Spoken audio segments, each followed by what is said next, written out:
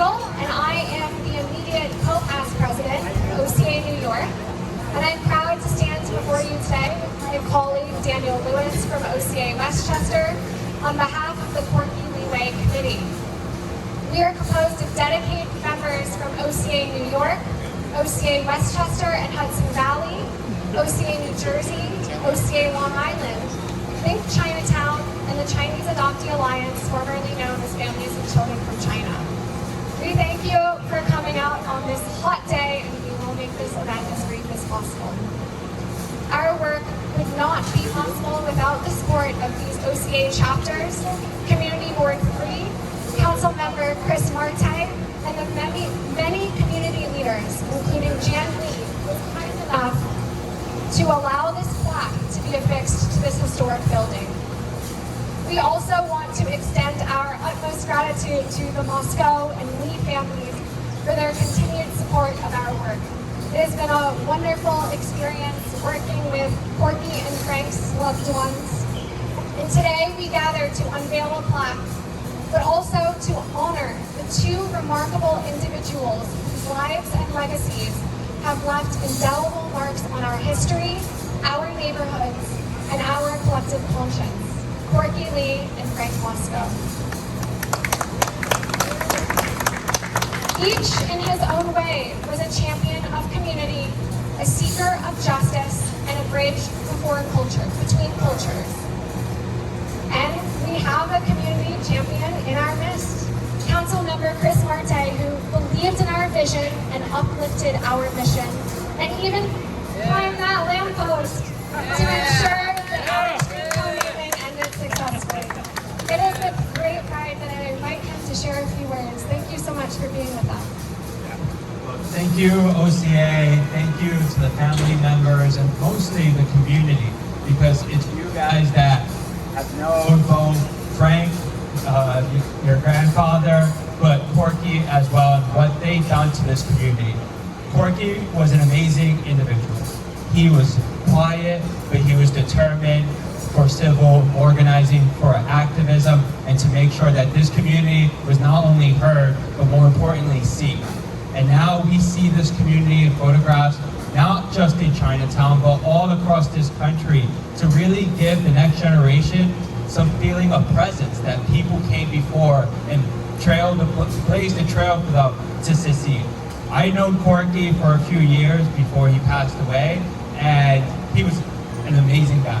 Whether he was at the American Legions, being one of the Sons of American Legion and marching with them and taking photographs every single year for the Memorial or Veterans Day Parade, or fighting against the mega jail, where he was so determined to not repeat history that he showed up to every single community board meeting, every single rally, every single protest to make sure that Chinatown can fight against a mega jail in this neighborhood. And so having this plaque here remembers two giants over the course of history, when we had a huge Italian immigration community here to now a massive Chinese community here. It's representative of what New York City is, what we are as a diverse diaspora, but more importantly now, when immigrants are being targeted, when you look different, when you sound different, you're being taken away. I think this plaque is going to represent that everyone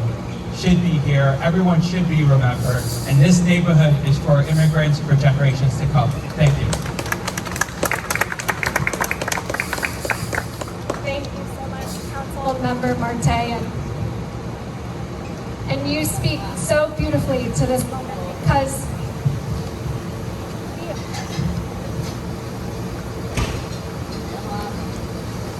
we are standing on historic ground. Originally named Cross Street in the early 1800s, this was one of the streets forming Five Points intersection. Renamed Park Street in 1854, it became Mosco Street in 1982. The first New York City street named after an Italian American, Frank Mosco. Community leader, Frank lived at the base of this street, while his wife, Rose Mosco's uncle, Leo Lito, and his wife Elvira worked as a team in the produce stand at the top corner of Mott, right where Corky's last exhibit was held.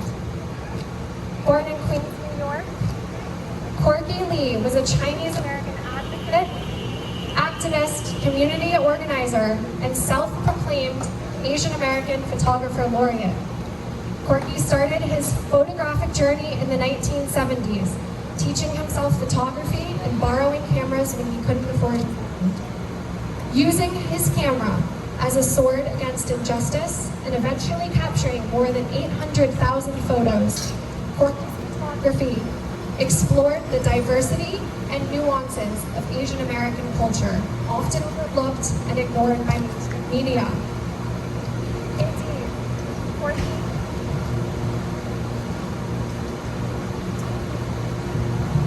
Indeed, Corky dedicated his life to documenting the untold stories and unseen faces of Asian America.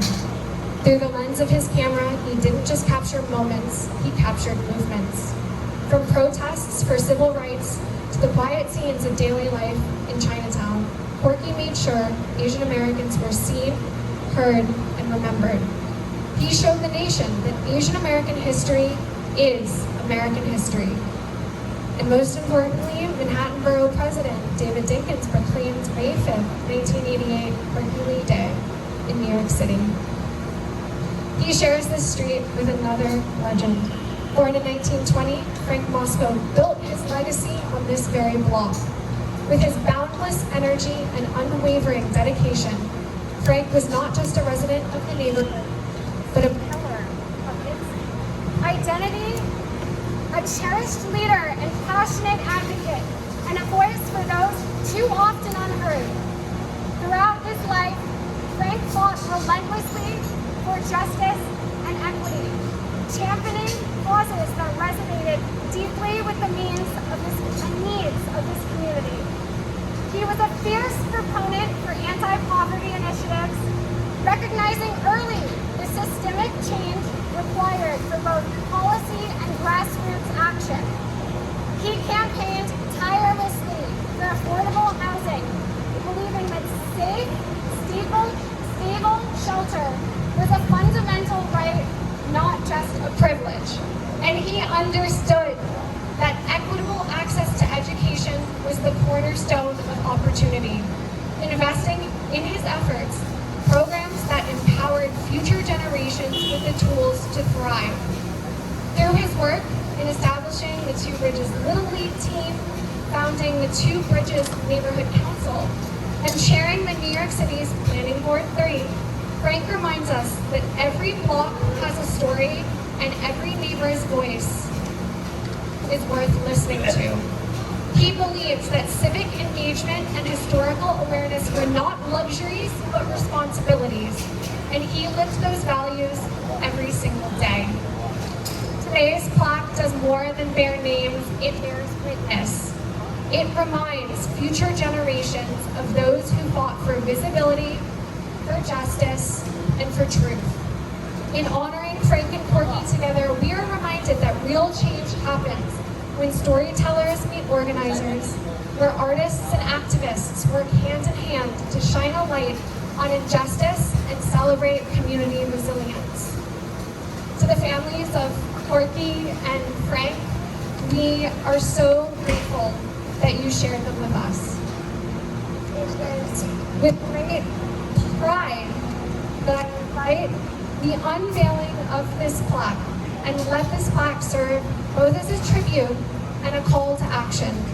May it inspire others to document, to preserve, and to uplift the beautiful diversity that shapes our neighborhoods and our nation. As we unveil the plaque, we do so with deep reverence, with the promise to carry forward the legacies of Frank Mosco and Corky Lee. So we will have the plaque unveiled before we have remarks from representatives of both families.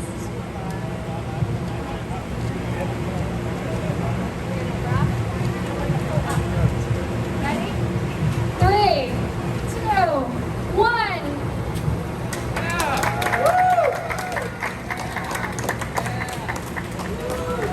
And it is with great pride Corky Lee estate, who will share remarks on behalf of John Lee, Corky's brother. Thank you, Darcy. I'd like now to read a brief statement from John J. Lee, surviving brother of Corky Lee. John extends his regrets. He's based out of California, was not able to attend this plaque unveiling in person, but he drafted this brief statement to congratulate the sponsors for the plaque unveiling and also all the attendees. Greetings to all present who by design or happenstance have come to witness this commemoration and unveiling of this plaque celebrating Frank Mosco and Corky Lee, two community heroes. Special thanks to all the individuals and community groups who have labored to make this celebration possible. I am truly touched by the honor you continue to express for my brother. When we read the inscriptions of this plaque, it is easy to imagine that Frank and my brother Corky, all sons of immigrant parents, would have been fast friends and allies. Despite parents from foreign and different shores, their lives manifest the best in what they both became, being American. Each in his own way represents the best of their roots, the grafting of principles of diversity, equity, inclusion that result in a unique citizen, the American citizen. Citizens born of the courage to see and seek diverse views and cultures, a respect for universal equality and equity, and the ability to harness all the positives of each community. If you can do this, each community may be recognized and contribute to creating synergy and progress for all.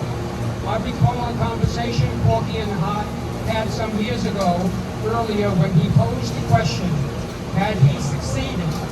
I responded by sharing what Ralph Waldo Emerson penned as a measure of success. Quote, to laugh often and much, to win the respect of intelligent people and the affection of children, to earn the appreciation of honest critics and endure the betrayal of false friends, to appreciate the beauty and to find the best in others, to leave the world a bit better, whether by a healthy child, a garden patch, a redeemed social condition, to know even one life has breathed easier because you have lived. This is to have succeeded.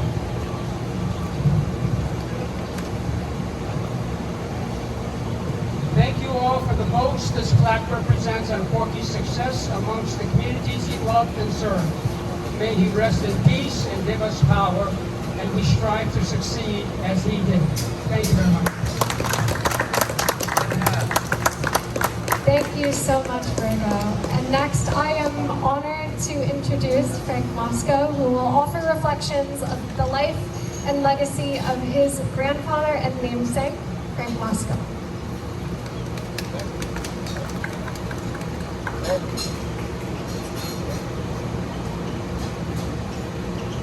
Test, test.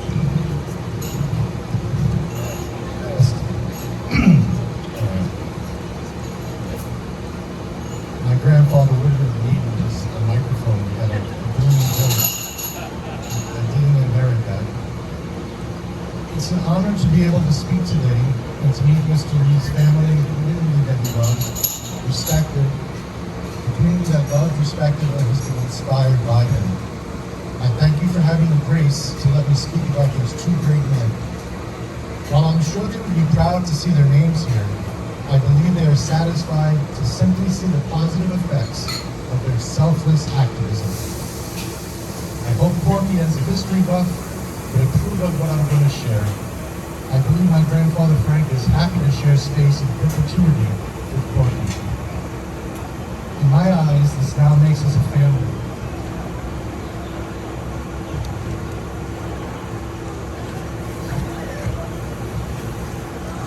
And this street, a literal community bridge, and hopefully a beacon for future activists to fight for social justice. I so wish I could have known Corky, and I look forward to speaking with those that loved him and perhaps my grandfather as well. Like Corky, I was born in Queens. However, I was baptized just around the corner at Transfiguration. Corky, I'm a Queens College alum, and I love continuing to learn history. Like Corky, as you're about to find out, I've been told I'm very opinionated and I talk a lot. Like my grandfather, I love to coach and run towards emergencies, fight for those who can't fight, and even have been called a shit disturber. If I'm lucky enough to live to 73 like Corky, I can only hope that I can make half the positive impact on the world around me that these two amazing humans have. To learn about these men is inspiring, and that's why this plaque and the retelling of who they are and what they've done is so very important, because we need others to pick up the torch in their own creative way. We need to manifest, document, and illuminate the way for a dynasty of doers who can follow and eventually lead. So I hope you'll appreciate the history I will share with you about my grandfather that's longer than the words on this plaque. Those born in the 80s and beyond have no clue about the great man this street was named after.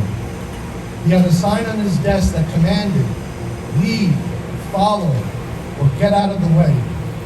And in his briefcase, I found the poem, Don't Quit, laminated. Corky's weapon against injustice and his vehicle to enact change and awaken minds was through his keen eye in the camera.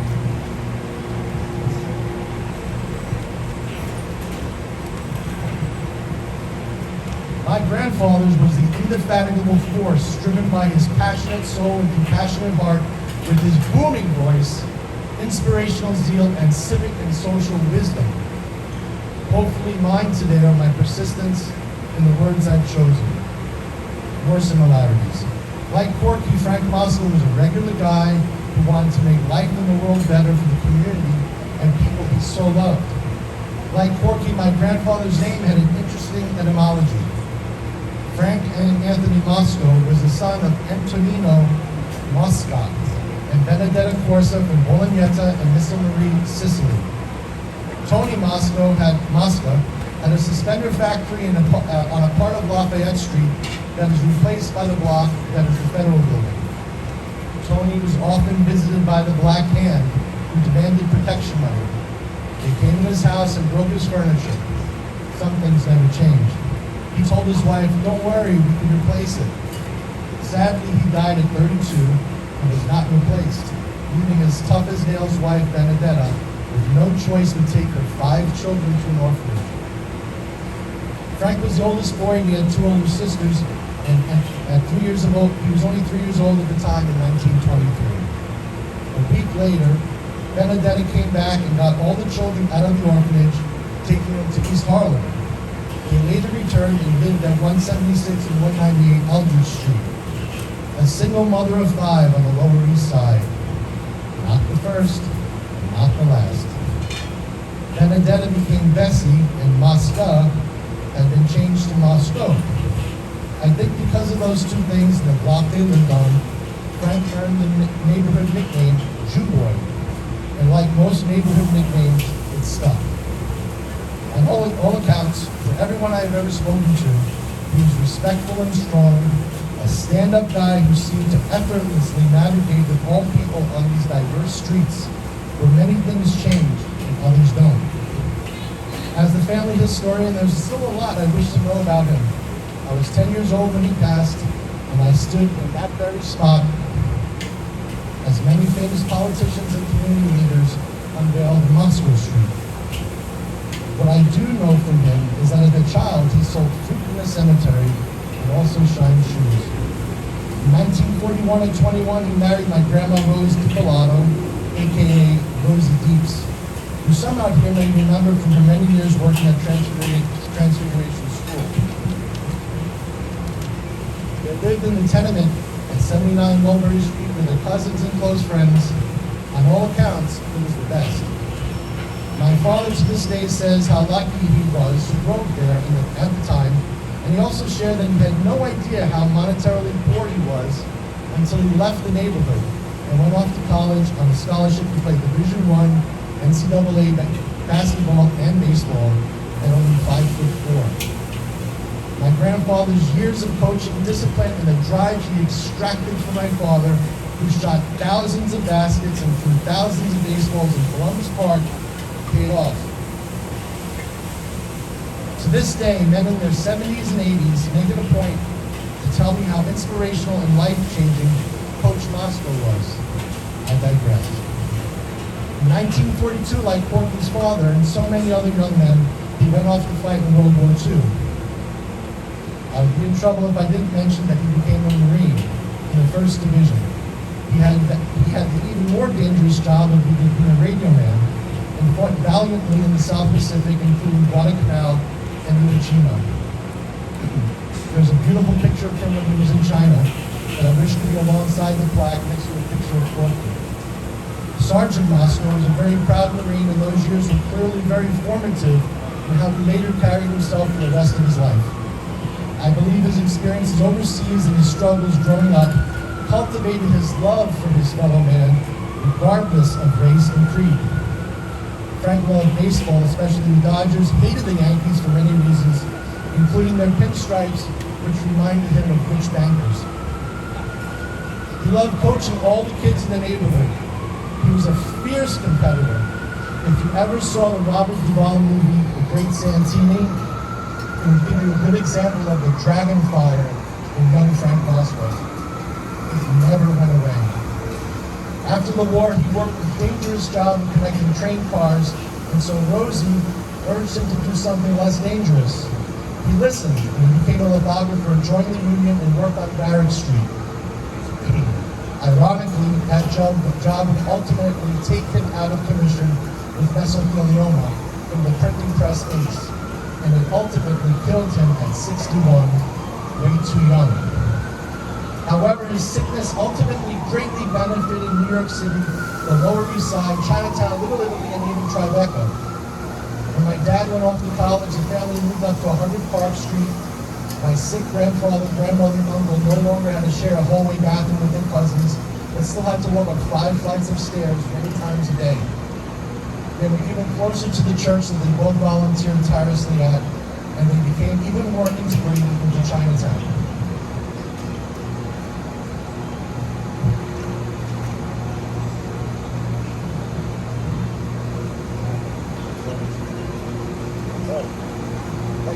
Like many of the community moms back then, my grandma Rosie would yell out from the fire escape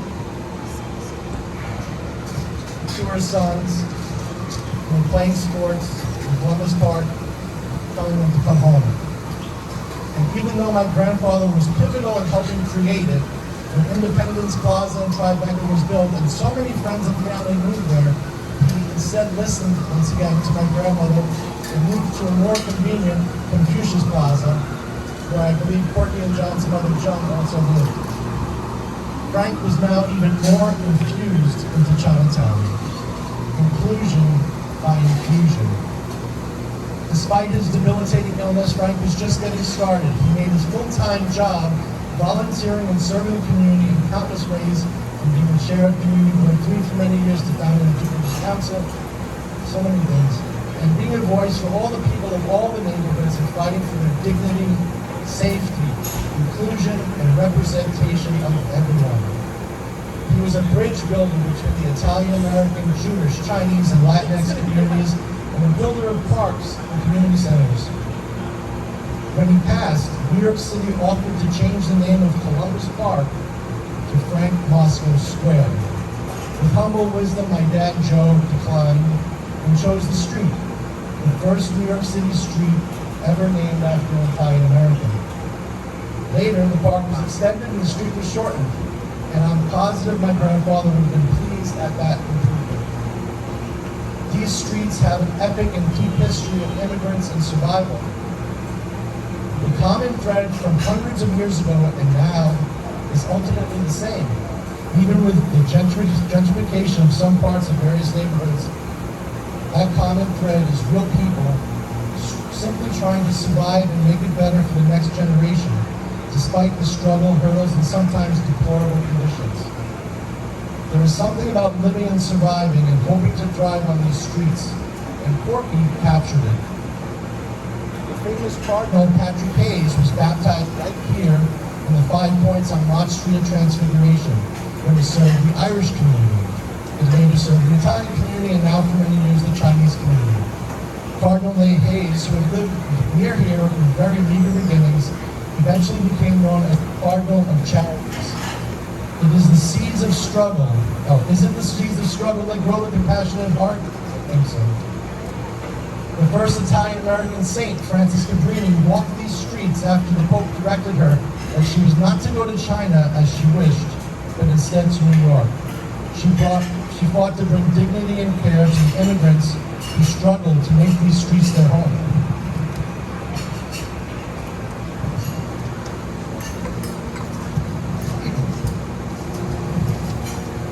The Mary Knoll nuns followed. If only we had Corky Lee back then to document with love and appreciation the social justice activism going on all those years. Hayes, Cabrini, Mosco, Lee, warriors for social justice in their own way, all right here. Despite being a proud warrior and veteran who endured unspeakable violence, and perhaps because of it, in dress uniform he accompanied his scholar's son Vinny to his hearing as a conscientious objector to the Vietnam War. I may be wrong, but I believe by that time he had come to realize that war is a racket, and unless we're fighting fascists or to stop genocide, it was no war. Last night, I learned that Corky too was a conscientious objector. I believe that courageous decision put him on a direct path to meet and work for my grandfather at Two Bridges. Corky's 2 years of work there as a VISTA volunteer in 1969 was the start of his own social justice activism and photographic journalism. My grandfather hired him to take photos of deplorable conditions so many people were suffering under. Those photographs were an amazingly helpful tool to then raise awareness and make real change for tens of thousands of the destitute and working poor. After that, Corky continued to grow, as you know, to become the indisputable, unofficial Asian American Photographer Laureate. My grandfather continued until his death to help create programs, parks, institutions, and fight vehemently for all the people of these communities, and doing his best to organize and unite working class citizens and immigrants that continue to fill these streets. I have no doubt if they were still alive today, that Corky would be ever vigilant, capturing the injustices and the solidarity of the helpers, that my grandfather would be out here with a megaphone, to be heard, calling out the ludicrousness of some current policies against those that are integral to society. Indefatigable, passionate, consistent, reliable, disciplined, and yet humble. Those are words I think can describe both Frank and Corky. Both of these men had a deep love for others, and both were people for others.